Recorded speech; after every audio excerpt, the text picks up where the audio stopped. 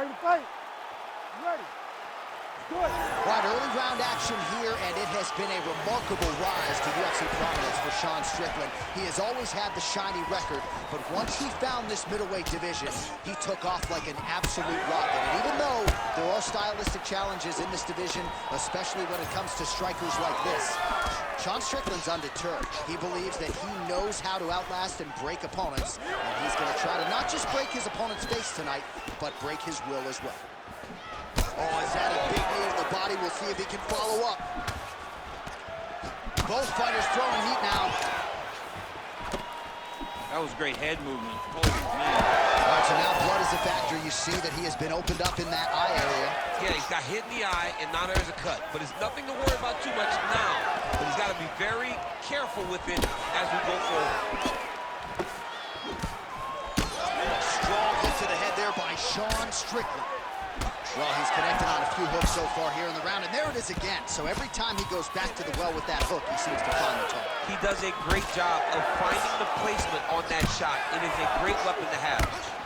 All right, looks as though that one appeared to stun him. An uppercut lands. Boom, right hand down the middle. Oh, big left hook there. Oh, beautiful combination. Oh, well-placed shot there, DC. He is officially up. A big, massive hook that really has put his opponent on skates. Big left hand there inside. Trading huge shots. Both of them landing massive shots. Trying to recover, but he's in a lot of trouble. Fight back. Just over 2 minutes to go in what has been a furious round one. All right, he's trying to control posture here. Now trying to hip escape. He's just trying to move out of this position off the bottom. Well, it's a bloody Saturday, folks. He's really starting to leak out of that eye area, Danny. Well, he's leaking. Oh, big shots raining down. Really smart approach by the offensive fighter, badgering that cut. More blood by the minute. If head movement wasn't important early, it's very important now because that cut has gotten a lot worse. Strickland getting absolutely worked here from the top. Let's see if there's an uptick in his urgency here as he tries to get back up. All right, half guard now. Not a fighter you want in half guard against you. For the bottom fighter, what does he need to do? He needs to secure his underhook. He's got to be fighting for underhook. One of the most key things you can do as a bottom fighter stuck in half guard is try to frame. You frame and push your opponent away from you. By pushing him away from you, he will then want to come back into you. Right. It's like when I push you back, you want to go forward. So as he comes forward, hand goes off the face, let it slip into an underhook, build up to your elbow, then go chase your single leg. This is high-level grappling, John, from a Brazilian Jiu-Jitsu black belt named Danny Cormier. Horn sounds for the end of round one.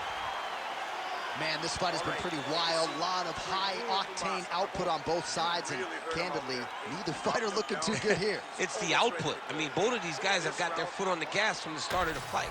They've worked really, really hard to get to where they are right now.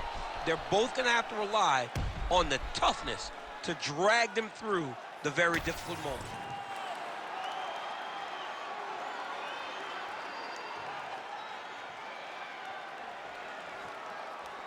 You ready to fight? Ready. Second round underway. Oh! Starting to do some really significant damage to the body here. Another strike lands there. A nice combination there. That was vintage Anderson Silva. He has really put in all the right work in terms of recovery and physical therapy as he tries to continue to excel here on the greatest proven ground in the sport in his mid-40s. Oh, flying knee to the head. So I'm gonna hit you and then you hit me. Back and forth we go. This is one of the best fights I've called all year. All right, so the ref has called a break to the action, and it likely means, yes, he will call in the doctor to look at that cut, which is just leaking all over the octagon right now. A lot of blood, John, but this is a fight. I mean, guys bleed, girls bleed. It happens in a fight. These guys should be able to continue. He's looking. Yeah, this is over. Yeah, Yep, that's the end of the fight. You knew it was done right away. So the ringside physician has no choice but to stop the fight. The fans don't like it, but that fighter will live to fight another day.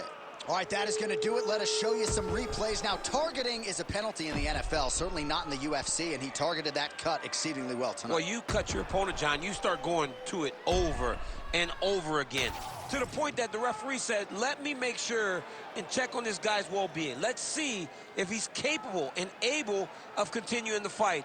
And ultimately, they made their decision. And congratulations to his opponent on the TKO victory here tonight. All right, Bruce Buffer now inside the octagon has the official decision. Ladies and gentlemen, the doctor has called a stop to this fight, declaring the winner by TKO, and still the undisputed UFC middleweight champion of the world, Anderson the Spider Silva! So another win tacked on to the total of one of the most decorated champions in UFC history. Anderson Silva does it again, and